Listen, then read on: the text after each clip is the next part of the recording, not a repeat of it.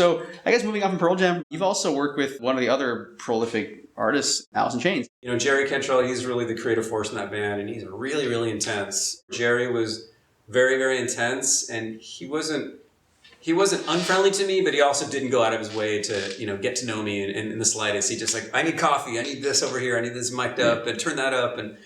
But I understood he was, you know, that's kind of the way the studio works is like, you know, we're here a facility to facilitate their art. And so if he's in intense space and needs to get his creative thing out, like I'm there to facilitate that.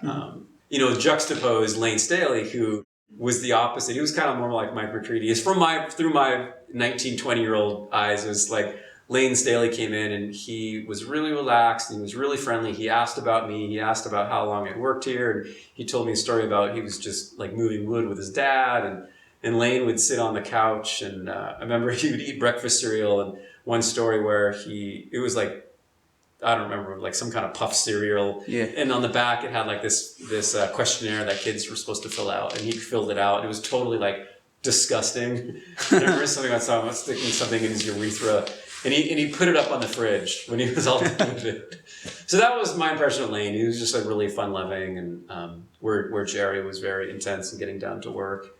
And another, like my favorite, a really big impression on me of working with Alice was we were working on Sap, and Sap was filled with a lot of more ballads. Because I knew Alice in Chains from Facelift, which was the rock record. Yeah. And so they were back here doing Sap, and a lot of the songs, the first few songs I worked on with them were more the ballads. And I remember we were having to do a lot of takes over and over, and I remember asking Rick Brosher was producing these sessions, and I remember asking Rick, like, wow, it takes him a lot of work to get these takes.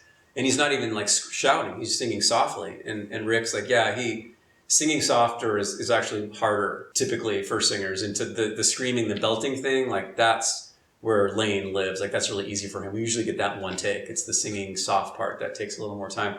So at that point I hadn't heard Layne scream, you know, like his typical scream, but I really was excited to. And I don't know that we ever actually did any screaming vocals. I guess later we did actually.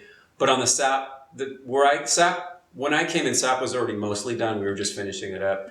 But I remember Layne again was in the vocal booth, and he walked in the control room and he was frustrated because he couldn't sing, and he used to yell fuck at the top of his lungs. But it was that Layne yell. And that was the first moment I heard Layne's voice, just not on mic, him just being frustrated, like, fuck. And I was like, whoa, that's the voice. You should have recorded that, man. That would have been awesome. Yeah. So that really, it just shook me, you know, it was like rattled me to hear that voice in person in front of my face. And you know, and I just love, I'm a huge Layne Staley fan. I just love his voice so much. So yeah, I'll always remember that moment. They would come and use the studio for long hours and really get to work. And I remember being really nervous around those guys because of how intense they worked. I kind of felt like compared to Pearl Jam, when Alice came in, it was just music work. There wasn't a lot of downtime. So I remember having to really be on my ball as an engineer. So yeah, my relationship with Alice in Chains, kind of the same thing with Pearl Jam, is that I was already, in fact, I